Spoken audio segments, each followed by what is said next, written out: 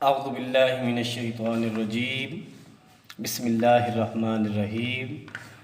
پیارے بچوں، السلام علیکم ورحمۃ اللہ وبرکاتہ۔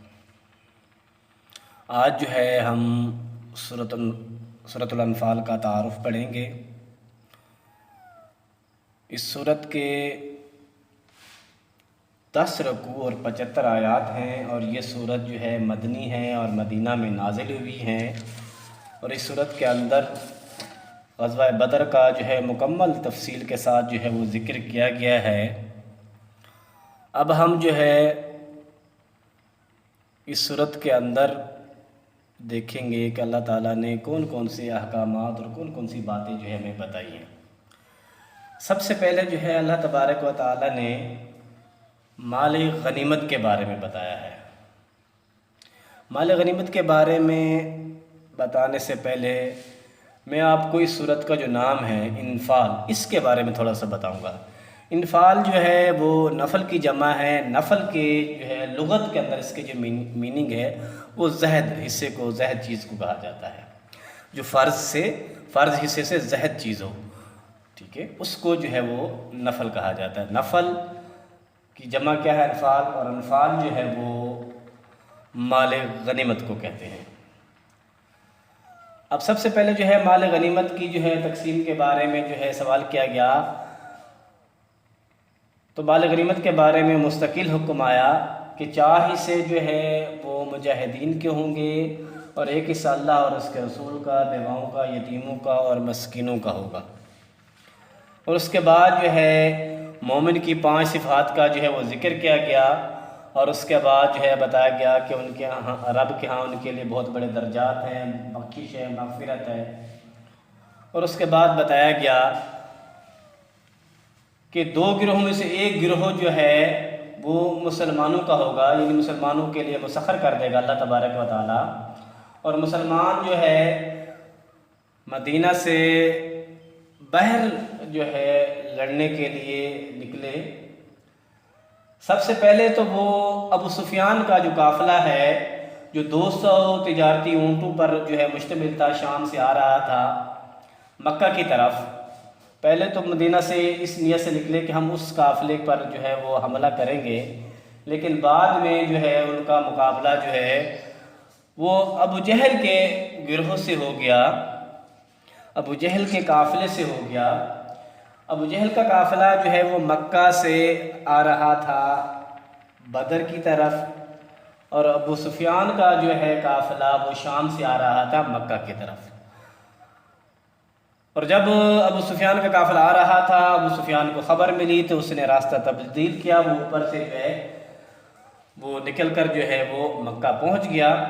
اور جب ابو جہل کے قافلے کو یہ پتہ چلا کہ ابو سفیان کا قافلہ خیر خیریت سے نکل آیا ہے، تو ان میں سے 2 قبائل جو ہے وہ واپس چلے گئے۔ انہوں نے کہا ہمارا تجارتی مال آ گیا، اب ہمیں جنگ سے کیا لینا دینا، ہمیں تو آپ لینا دینا صرف اپنے تجارتی مال سے تھے، وہ آ گیا، بس اب جو ہم لڑائی کرنے کے لیے واپس نہیں جائیں گے۔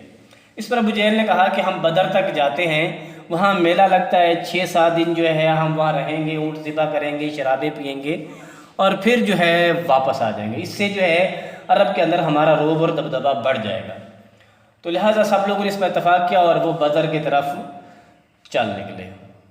ادھر مسلمان جو ہے ابو سفیان کا قافلہ نہیں ملا، یہ اللہ تعالیٰ کی جو ہے حکمت تھی، تدبیر تھی، تو مسلمانوں کو جو ہے ابو جہل کے مقابلے میں لے آیا، اور بدر کے مقام پر ان دونوں کا جو ہے آپس میں آمنا سامنا ہوا۔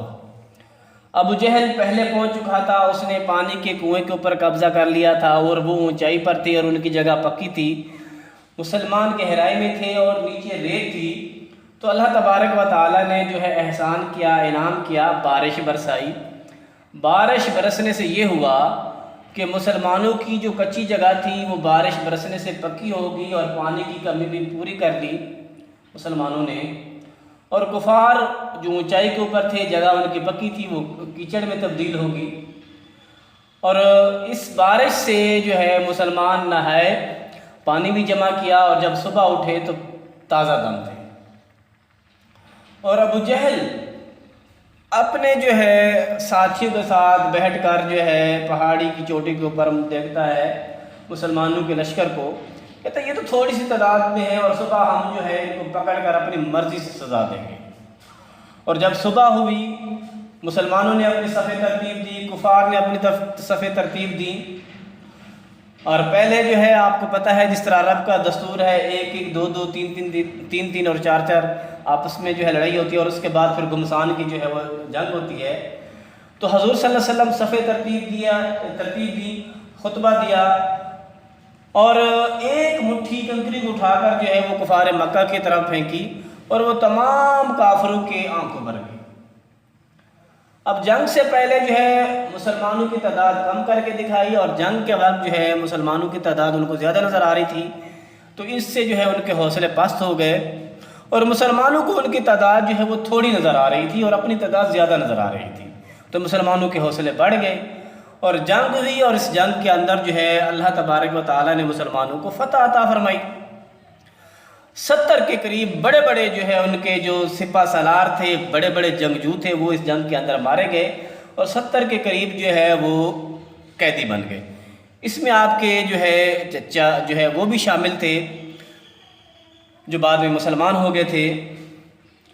اور اس کے بعد جو ہے اس صورت کے اندر جو ہے بتایا گیا کہ جنگ کے اندر جو ہے وہ پیٹھ نہیں پھیرنی، ماں سوائے 2 صورتوں میں، جنگی چال کے طور پر یا اپنے گروہ سے جا ملنے کے لیے، اس کے علاوہ اگر کوئی پیٹھ پھیرے گا تو اس کا ٹھکانہ جو ہے وہ جہنم ہے۔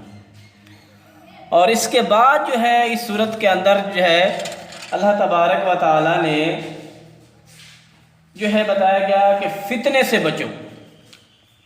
فتنہ جو ہے وہ کیا چیز ہے؟ فتنے کے بارے میں جو ہے اللہ تبارک و تعالیٰ نے یہ فرمایا کہ جب کوئی آزمائش آتی ہے تو اس میں جو ہے وہ سب پر برابر آتی ہے، اس میں نیک اور بد کا جو ہے پھر فرق نہیں کیا جاتا۔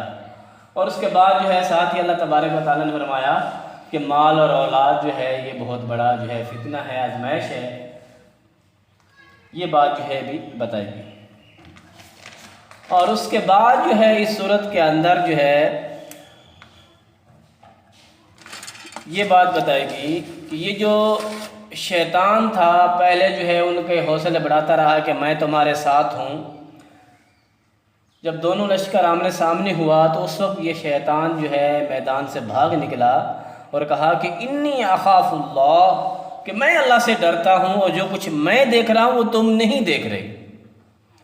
اور وہ وہاں سے جو ہے بھاگ گیا اور کہا کہ میں تم سے جو ہے وہ آزاد ہوں۔